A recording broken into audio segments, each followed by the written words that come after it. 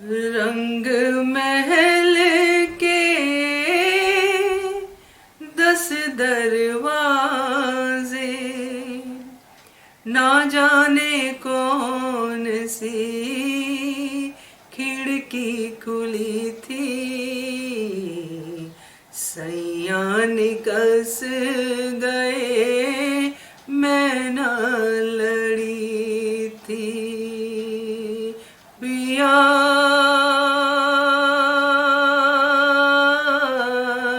कौन गली गए शाम। ये एक बहुत ही फेमस फिल्म का गाना है जो आपने देखी होगी, जो उस टाइम के व्यूअर्स थे उन्होंने भी, जो आज के व्यूअर्स हैं उन्होंने भी, क्योंकि फिल्म ही कुछ ऐसी थी। Satyam Shivam Sundaram, Zeenat Aman leading film, Shashi Kapoor hero और राज कपूर साहब डायरेक्टर। तो फिल्म तो जोरदार होनी ही होनी थी। खास करके इस गाने का जिक्र जो मैंने किया है, और लास्ट लाइन पिया कौन गली गए शाम, इस बात से मेरी कुछ प्यारी सी घटना जुड़ी है जो मैं वीडियो के एंड में आपको बताऊंगी। तो आज हम बात करेंगे इस शो में जिसका नाम है फिल्मी बात अंजू के साथ, सत्यम शिवम सुंदरम फिल्म की। और शुरू करने से पहले वही गुजारिश, चैनल को सब्सक्राइब नहीं किया है कृपया कर लीजिए, साथ में दोस्तों बेल आइकन दबाइएगा ताकि आपको हमारे वीडियोस के नोटिफिकेशन मिलते रहें। Thank you so much. Satyam Shivam Sundaram एक नाम ही ऐसा है जो सुन के एकदम मुंह में मिठास घुल जाती है, माइंड में एक पीस सा फील होता है। तो ऐसी ही फिल्म थी ये, जीनत अमान लीडिंग फिल्म।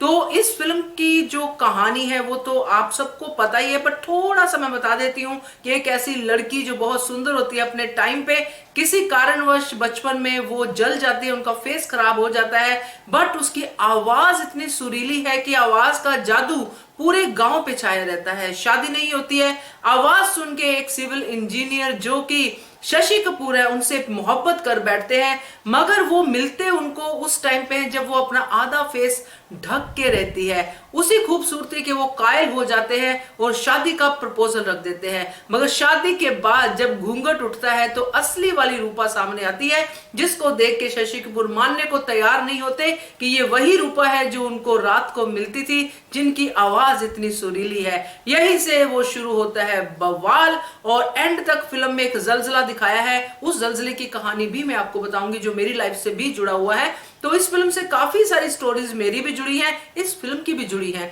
तो वो जलजले के बाद फिर होता है रियलाइज सिविल इंजीनियर साहब को कि अंदर की खूबसूरती बहुत जरूरी है बाहर की खूबसूरती से। तो ये है इस फिल्म का थीम। चलिए 1978 की इस रिलीज फिल्म को, जिसको राज कपूर साहब ने डायरेक्ट किया और लक्ष्मीकांत प्यारे साहब ने इसका म्यूजिक किया, मुकेश का एक ही गाना है, उसके पीछे भी एक कहानी है, और लता मंगेशकर के गाने हैं, और एक इनके बेटे मुकेश के बेटे नितिन मुकेश ने भी गाना गाया है। तो पहले सबसे मैं बात करती हूं आपसे कि इस फिल्म में किस सीन था, है ना, जो आजकल तो बहुत आम है, आप लोग देखते हो फिल्मों में किस सीन होते हैं, बहुत मतलब अब आम बात हो गई है, इसकी चर्चा भी बहुत आम हो गई है। जैसे मैंने कई बार कपिल शर्मा के शो में भी देखा है कि किस की बात होती है, और रणधीर जो सिंह है वो आते हैं, रणवीर सिंह आते हैं, और नरगिस, ऐसे कुछ मतलब काफी सारे शोज में मैंने जिक्र सुना है। खैर इसकी बात नहीं करते, इस फिल्म की बात करते हैं। इस फिल्म में काफी सालों के बाद एक इंडस्ट्री में एक ऐसा सीन आया था जो किस सीन था, और वो कोई चीटिंग सीन नहीं था, वो वाकई में किस सीन था। तो ये एक चर्चा का विषय बना था उस समय पे, है ना, थोड़ा इंटरेस्टिंग, क्योंकि जब ऐसी फिल्मों की बात होती है जिसमें एक्सपोजर होता है, जिसमें ऐसे सीन्स होते हैं, तो लोगों की क्यूरियोसिटी भी बढ़ती है फिल्म को देखने के लिए। क्योंकि जब पहले शो में पहली पब्लिक फिल्म देख के जाती है और बाहर जाके चर्चा करती है, अरे वाह यार क्या सीन था, वो देखा तूने, अरे मैंने तो आंखें पीछे कर ली, मेरी वाइफ साथ में थी, मैं तो नहीं देख पाया, अगले शो में देख लूंगा। तो ऐसी सारी बातें होती है, मगर फिल्म की पब्लिसिटी बहुत होती है। तो ये एक बहुत ही ऐसा सीन था, शशि कपूर और जीनत अमान का किस सीन था। तो खैर आगे बढ़ते हैं कि इस फिल्म में जीनत अमान की कास्टिंग कैसे हुई और किस किस ने इस फिल्म को लेके मना कर दिया था। ये बहुत ही इंटरेस्टिंग है, क्योंकि उस टाइम पे जीनत अमान इतनी फेमस नहीं थी दोस्तों, बाकी हीरोइंस काफी फेमस थी। और इसमें सबसे जो आपको बहुत ही अच्छा लगेगा सुन के कि राज कपूर साहब ने किसको अप्रोच किया था। उन्होंने सबसे पहले सिंगर लता मंगेशकर को किया था अप्रोच, और सिंगर लता मंगेशकर वो हैरान होगी कि मैं और एक्टिंग ना बाबा ना, मैं तो नहीं करूंगी। तो डेफिनेटली इतना अच्छा करियर उनका चल रहा था, मगर राज कपूर साहब के माइंड में लता मंगेशकर जरूर थी, इसलिए उन्होंने चांस ले लिया कि अगर हाँ कर देती है तो बाकी मेहनत मेरी होगी। तो ये लीड रोल के लिए उन्होंने अप्रोच किया। बट उसके बाद उन्होंने विद्या सिन्हा, अपने टाइम की मशहूर रजनीगंधा हीरोइन फिल्म, और हेमा मालिनी को भी अप्रोच किया, फिर डिंपल कपाड़िया को भी अप्रोच किया। बट इन तीनों ने मना कर दिया क्योंकि इस फिल्म में हीरोइन का एक्सपोजर बहुत ज्यादा था। जिन्होंने फिल्म देखी होगी उन्होंने देखा होगा कि जीनत अमान सिंगल साड़ी में ही ज्यादातर नजर आती है और बहुत ही एक्सपोज्ड है वो इस फिल्म में, नहाते हुए भी, जो जंगल में लकड़ियां लेते हुए, बहुत सारे सीन्स हैं ऐसे। तो इसलिए इन सब ने मना कर दिया था।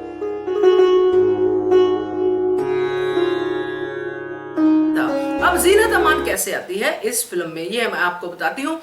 पहले मैं आपको ये बताती हूँ कि राज कपूर साहब, लता मंगेशकर की बात मैंने बताई आपको कि इसके बाद लता मंगेशकर के बाद जो मना हो गया, बाकी हीरोइंस ने भी मना कर दिया। राज कपूर चाहते थे राजेश खन्ना और डिंपल कपाड़िया इस रोल को करें। शशि कपूर पहली चॉइस उनकी नहीं थी क्योंकि शशि कपूर बहुत बिजी थे, तो उन्होंने सोचा कि राजेश खन्ना और डिंपल कपाड़िया को करें, मगर बात नहीं बनी। ये एक किस्सा है जो आता है, हम लोग समझते हैं, सुनते हैं, इस किस्से के बारे में काफी जिक्र है ना।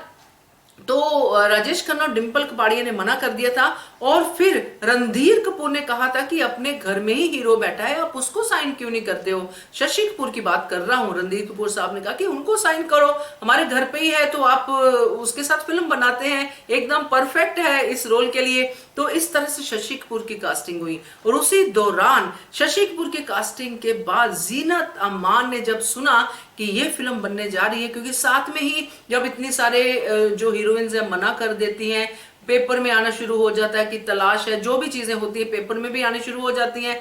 तो जीनत अमान को भी पता था कि इस वजह से हीरोइंस जो है मना कर रही है, गांव की लड़की की कहानी है और एक्सपोजर है, वो सब चीजें हैं। तो जीनत अमान ने क्या ट्रिक किया दोस्तों, जीनत अमान पहुंच गई राज कपूर साहब के ऑफिस में, और उन्होंने गेटअप क्या लिया था, एक विलेज गर्ल का, जो गांव की लड़की थी उसका गेटअप लेके वो राज कपूर साहब के ऑफिस में पहुंच गए। और जब राज कपूर साहब ने जीनत अमान को देखा, उसी टाइम उन्होंने जीनत अमान को साइन कर दिया सत्यम शिवम सुंदरम के लिए।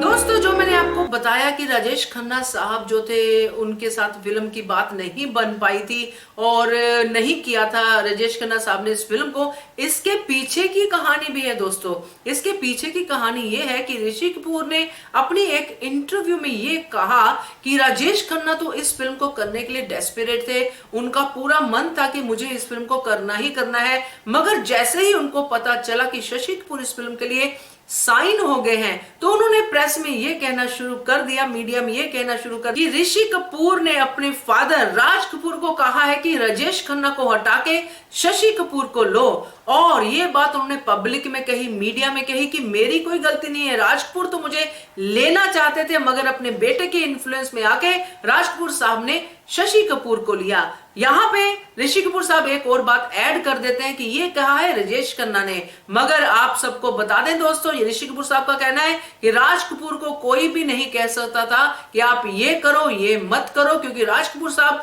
अपनी फिल्मों के लिए इतने पक्के थे, अपने माइंड में इतने पक्के थे। तो इस बात में मुझे ज्यादा सच्चाई लगती है।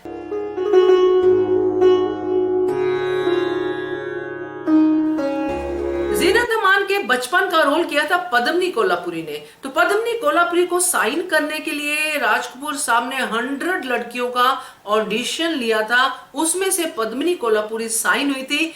क्यों हुई थी साइन? क्योंकि एक तो एक्ट्रेस बहुत फाइन ट्यून थी, दूसरा उनकी लुक्स जो थी वो जीनत अमान से काफी मिलती थी। तो पद्मिनी कोल्हापुरी को इस तरह से ये फिल्म मिली थी। और पद्मिनी कोल्हापुरी पे जो गाना था वो भी आपको याद होगा, राधा क्यों गोरी मैं क्यों काला, यशोमती मैया से बोले नंद लाला। जी हाँ, ये गाना जो बचपन में अपने फादर से सीखा होता है रूपा ने, वो रूपा जो मंदिर में एक तारा बजाते हुए गाना गाती है, नाचती है, बड़ी प्यारी लगती है। बट उसके बाद उसके साथ जो इंसिडेंट होता है वो सारा, और ये गाना एक तरफ, तो ये सारा का सारा जो था, इस गाने के साथ पद्मिनी कोल्हापुरी को बहुत ज्यादा वाहवाही मिली थी, उनको बहुत तारीफ मिली थी लोगों की, व्यूअर्स की, कि बहुत ही प्यारी लग रही है पद्मिनी कोल्हापुरी।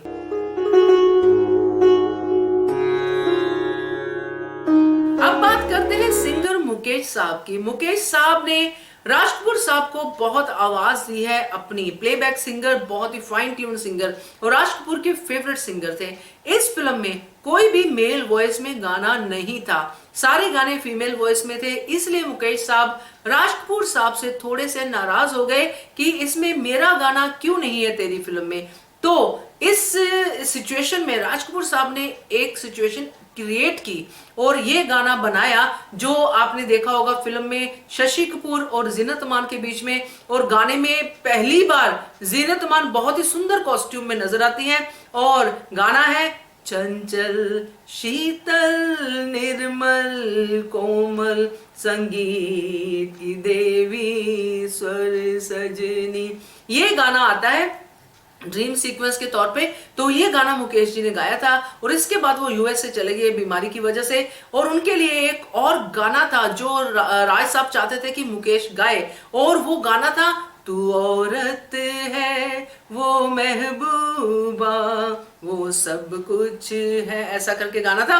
बट इस टाइम तक ये जो लास्ट गाना जो मुकेश साहब ने गाया, जो शीतल चंचल निर्मल कोमल, उसके बाद जब यूएसए से वापस आए तो अपना अगला गाना वो नहीं गा पाए, क्योंकि उससे पहले उनकी डेथ हो गई थी। तो ये गाना उनके बेटे नितिन मुकेश ने गाया था, तू औरत है वो महबूबा। तो ये गाना उनके बेटे ने गाया, और फिर इस गाने को भी बहुत सारा प्रोत्साहन मिला, नितिन मुकेश को काफी प्रोत्साहन मिला। तो इस तरह से मुकेश साहब अपना लास्ट गाना अपने प्यारे दोस्त राज कपूर की फिल्म में गा के पूरी इंडस्ट्री को, पूरी दुनिया को अलविदा कह गए।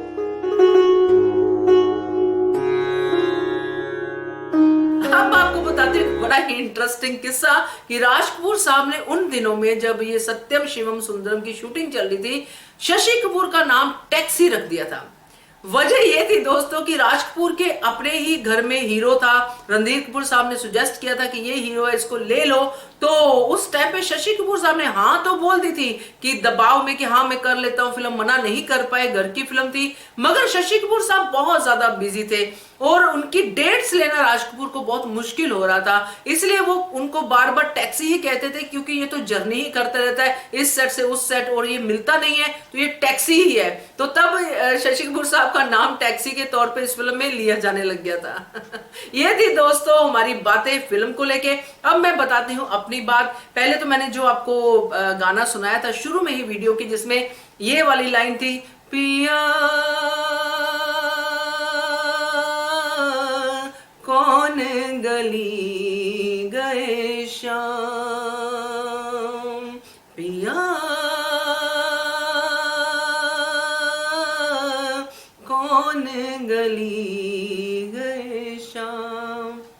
ये गाना इसलिए मेरे दिल के इतना करीब है, ये खास लाइन, क्योंकि एक बार हम लोग के टूर पे गए थे, फैमिली टूर पे, मेरी बड़ी सिस्टर साथ में थी और पूरी फैमिली थी। तो हम लोग एक ऐसी गुम्बद होते हैं जैसे द्वारिका और मथुरा उस साइड घूम रहे थे, तो एक जगह पे जो हमारा गाइड था हमें लेके गया, वो एक ऐसा लंबा गुम्बद था जिसके ऊपर चढ़ के राधा एक टाइम पे कृष्ण को देखा करती थी। कृष्ण जो थे उस रास्ते से आते थे, उसी रास्ते से जाते थे, और जब लास्ट टाइम कृष्ण को उन्होंने उस जगह से देखा और उस जगह से देखा, उसके बाद कृष्ण उस रास्ते से वापस लौट के नहीं आए, हमेशा के लिए राधा की जिंदगी से चले गए थे। ये कहानी थी उस गुम्बद की, जिस गुम्बद पे वो गाइड हमें लेके गया। जब मैं और मेरी सिस्टर वहां पे पहुंचे तो मेरी सिस्टर ने ये गाना गाया, ये वाली लाइन गई, पिया कौन गली गए शाम, और वो इतना रोई कि मेरी भी आंखों में पानी आ गया कि इतनी डेप्थ है इस गाने में, और वो सीन आज भी मुझे याद आता है।